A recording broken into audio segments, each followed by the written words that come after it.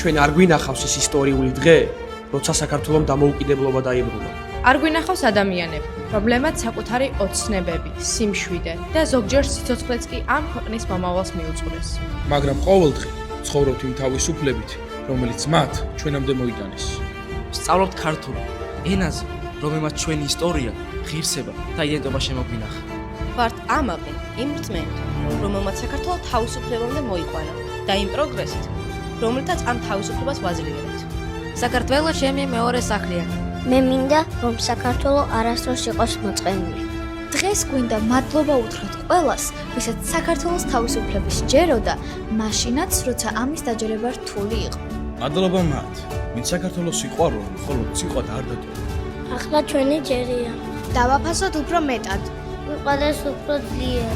და დამოუკიდებელი საქართველოს ხმა მსოფლიოს გავაგონოთ.